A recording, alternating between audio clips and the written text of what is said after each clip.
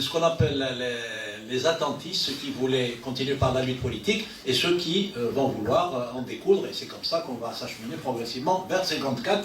Je te laisse. Et voilà la fonction du MTLD, Mouvement pour le triomphe des libertés démocratiques. Effectivement, c'était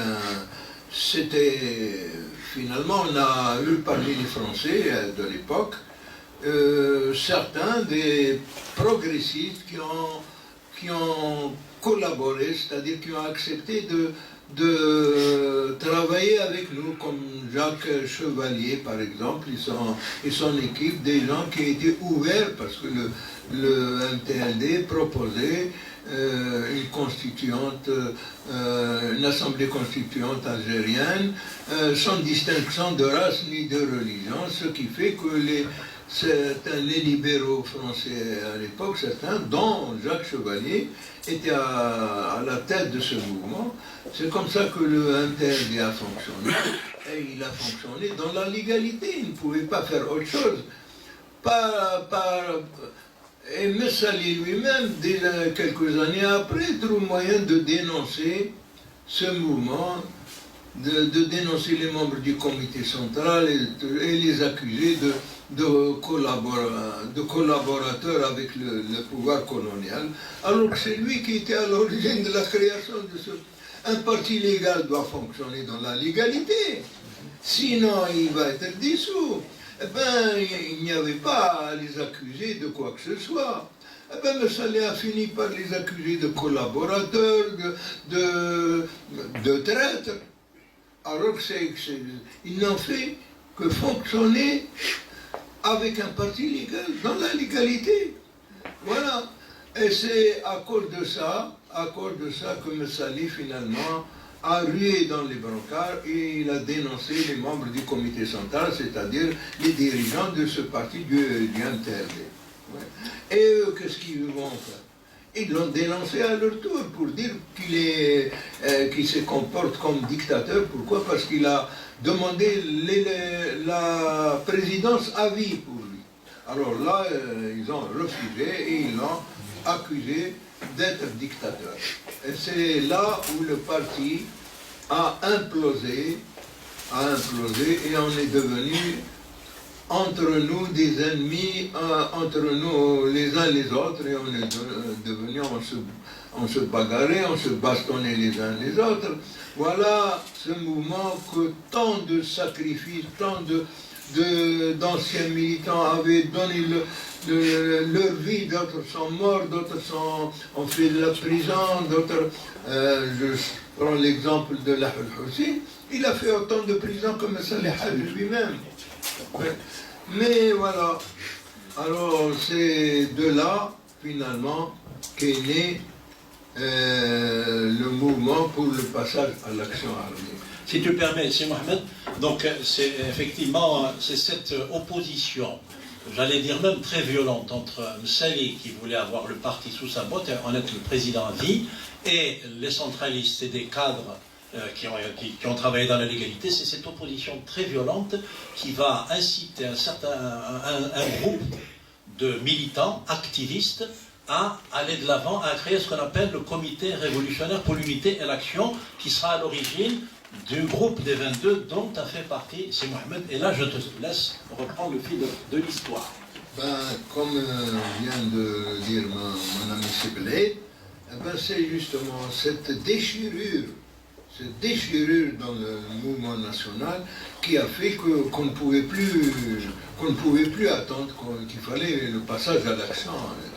Et cette idée, c'est Lahul Hussein, ce grand militant, ce grand Lahul Hussein. Il faudrait parler de lui parce qu'on ne parle pas beaucoup de choses. Lahul Hussein était jeune de Phillyville, de Skikda à l'époque. Dès qu'il a eu son baccalauréat, il a eu l'occasion de lire le journal clandestin de l'époque de l'étoile nord-africaine. Et alors, il a été emballé par ce journal qu'il avait lu, et du coup, il s'est engagé. Il s'était engagé déjà bien avant déjà les années 30, le début des années 30, non, bien avant les années 30, la fin des années 20, c'est-à-dire 28, 29 ans. Il s'est engagé dès qu'il a eu son baccalauréat. Et il était devenu, depuis, le leader choisi par ses pairs. Pourquoi? Parce qu'il avait cette qualité, la plume, le discours. Il avait un discours extraordinaire, il avait une très belle voix. Et alors là, c'était surtout lui qui écrivait. Le plus, c'était surtout lui qui écrivait. Ben voilà, et il a toujours été secrétaire général choisi par ses pairs. À cette époque-là, comme on vient de le dire, de la déchirure du parti, il a eu cette idée de, quand même, pour le passage à l'action armée, on ne peut pas passer à l'action armée alors qu'on est divisé, donc il fallait nous unir. Il a eu cette idée de créer ce mouvement, comité révolutionnaire pour l'unité et l'action. Donc l'idée n'était pas de Boudiaf, si j'ai bien compris. Pas du tout, c'est l'idée de l'Ahwel Hussein. Boudiaf se trouvait ici à Paris.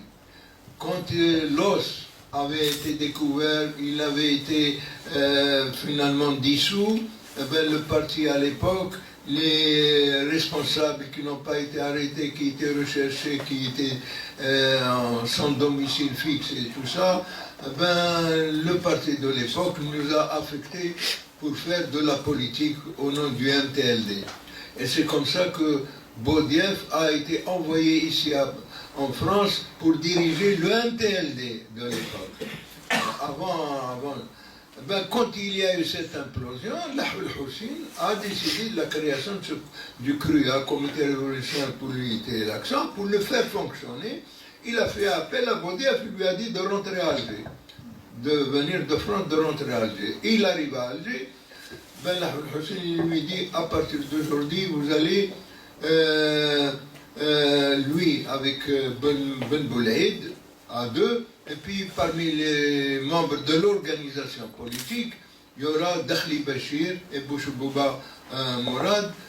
Vous serez quatre, et à vous quatre, vous allez constituer cette direction pour préparer à travers l'Algérie le passage à l'action armée. Vous allez organiser ça.